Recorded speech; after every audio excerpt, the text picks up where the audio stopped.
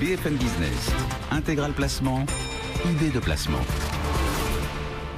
Vous nous demandez souvent comment profiter des grandes thématiques porteuses, ces thématiques durables qui peu à peu s'ancrent au cœur des marchés. Vous nous demandez donc aussi comment profiter de la transition énergétique qui fait partie de ces grandes thématiques qui montent en puissance. Comment en faire une opportunité boursière. On va essayer de vous guider, de vous apporter des clés extrêmement concrètes pour faire de cette transition énergétique une force au sein de votre portefeuille. Olivier Ken est avec nous, gérant d'Ecofi Investissement, spécialiste du développement durable. Bonjour Olivier. Bonjour Guillaume. Bienvenue sur le plateau de BFM Business.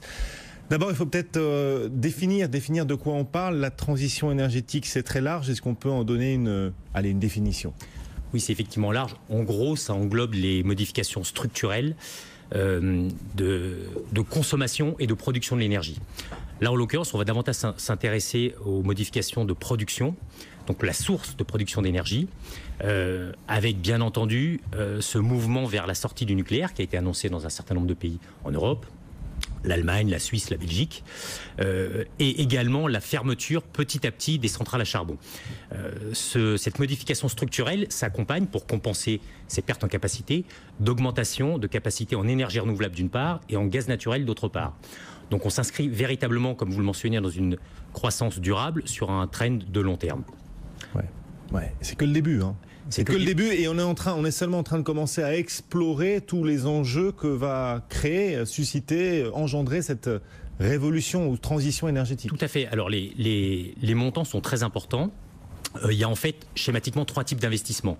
Vous avez dans un premier temps l'investissement en infrastructure qui va permettre de raccorder les sources de production d'énergie renouvelable au réseau, puisque si on prend par exemple le cas de l'Allemagne, vous savez que l'Allemagne a annoncé cette sortie programmée du nucléaire d'ici 2022.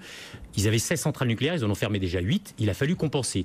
Donc on a compensé par du gaz naturel, par des centrales à charbon qui ont fait débat, mais également par des énergies renouvelables. Vous avez aujourd'hui 30% de l'énergie produite en Allemagne qui vient de sources renouvelables.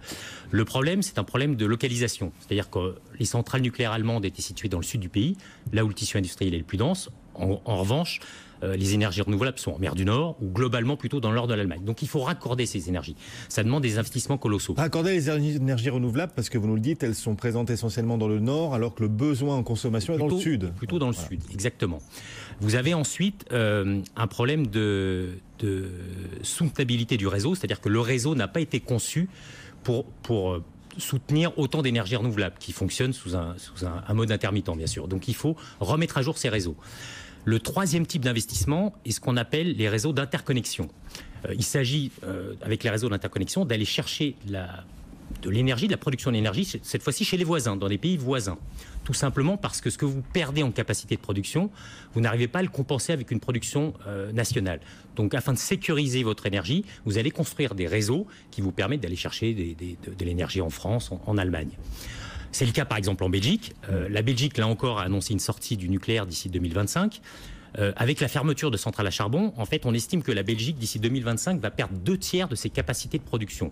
Or, la Belgique n'a pas 2/3 de capacité de production supplémentaire. Donc, ils construisent des réseaux pour aller s'approvisionner et diversifier ces sources d'énergie. Ouais. Donc, ça constitue, bien entendu, des opportunités en termes d'investissement qu'on va essayer de capter via différentes valeurs.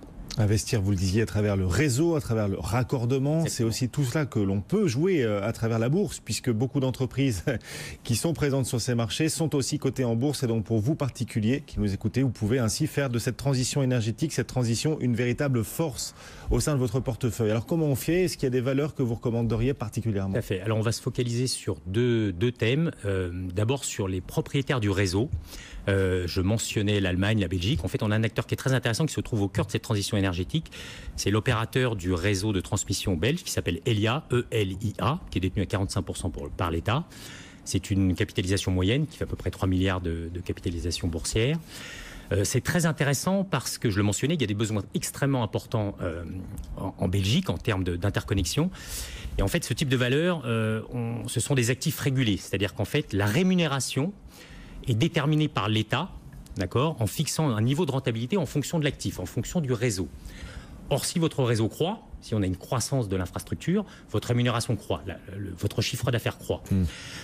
Par ailleurs, Elia nous intéresse parce qu'il y a quelques années, en 2010, ils ont pris une participation dans un des 4 opérateurs de réseau en Allemagne, 50 Hertz.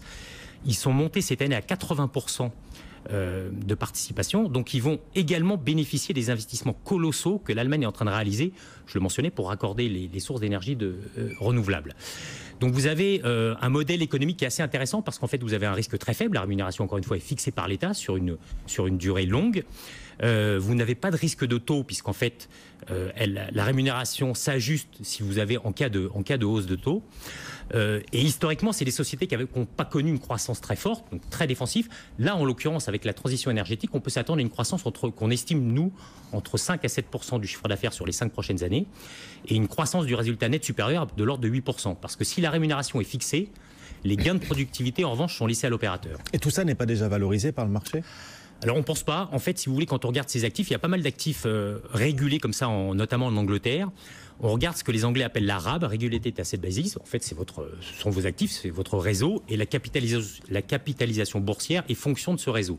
Aujourd'hui, le rapport est de 1, c'est-à-dire que la capitalisation boursière représente l'actif. Compte tenu de la croissance, que je mentionnais, 5 à 7%, il nous semble que Kelia devrait être valorisé à une prime. Les actifs anglais ont été valorisés par le passé jusqu'à 10, 15, 20% de prime. Donc on met aujourd'hui une prime de 10 à 15% qui, selon nous, n'est pas dans les cours.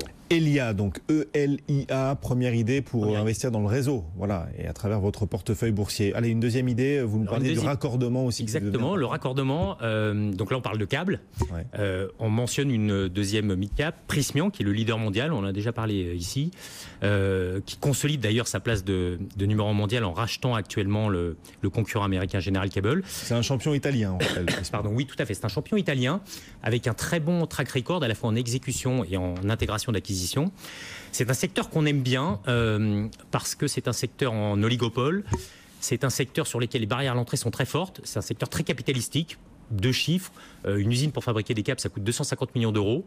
Ce qu'on appelle un câblier, donc les navires qui vous permettent de dérouler ces câbles pour justement connecter des sources offshore au réseau, c'est 170 millions d'euros. Donc les barrières à l'entrée fortes, des positions dominantes. Là encore, Prysmian devrait naturellement, c'est leader mondial globalement et en particulier sur les câbles énergétiques. Donc il devrait profiter de cette forte hausse de l'investissement dans les réseaux. Pardon, mais puisqu'on est dans les câbles, on a un champion français qui s'appelle Nexans. Vous préférez Prysmian à Nexans, par exemple? On préfère Prysmian à Nexans. C'est un concurrent direct. Effectivement, je mentionnais un marché en oligopole. Vous avez effectivement Nexans. On le préfère pour 2 raisons. C'est-à-dire quand on regarde ici, d'abord, Prysmian a un management très stable, ce qui est moins le cas de Nexans, qui vient d'ailleurs de changer de CEO. On préfère la position de leader de Prysmian. Et par ailleurs, quand vous regardez historiquement, la rentabilité des capitaux employés chez Prysmian a toujours été supérieure à celle de Nexans. Et encore une fois, avec le rachat de General Cable, ils consolident leur place de leader mondial. Voilà donc 2 idées de valeur dans lesquelles investir, pourquoi pas, pour bénéficier au maximum possible au sein de votre portefeuille boursier de la transition énergétique. Prysmian pour les thématiques de raccordement et également pour ce qui est les réseaux, le développement des réseaux. Vous nous proposiez une autre valeur qui s'appelle Elia. E-L-Y. E-L-I-A. E-L-I-A, voilà. Pour vous qui nous écoutez et qui nous regardez. Olivier Ken, merci beaucoup d'être venu nous voir. Gérant Ecofi Investissement, régulièrement avec nous sur BFM Business.